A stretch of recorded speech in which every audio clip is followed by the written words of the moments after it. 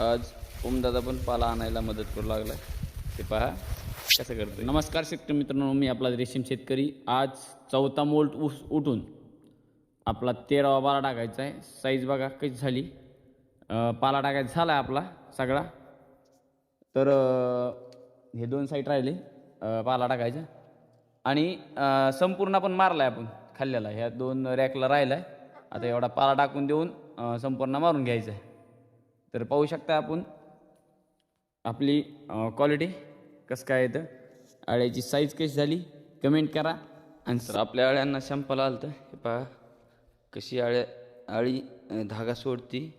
धागा तिच्या तोंडातून निघताना ओला असतोय. साईज कशी झाली, खतरनाक धागा सोडित ती. एक आपण थोडं वडीत होतं ते फर्स्ट ओढत नव्हतं, पण थोडंफार तरी ओढल्याने धागा सोडत होती ती. हे पाहू शकताय एकदम जबरदस्त काम चालू करणार होतं. उद्याच्याला आजचे दिवस गारवा असल्यामुळे तिसरा पारा हे होत. हे आपल्या स्टंप पद्धत होती. आपण कटिंग केली पाला व्यवस्थित न येण्यामुळे आपला तिसरा पार झालता.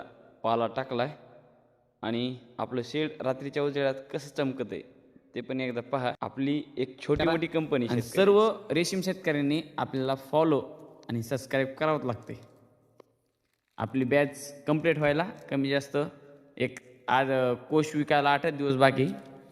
तोपर्यंत आपल्याला 1000 सबस्क्राईब झालीच पाहिजे. आपलाच रेशीम शेतकरी नवनाथ शिवप्रसाद गाडे.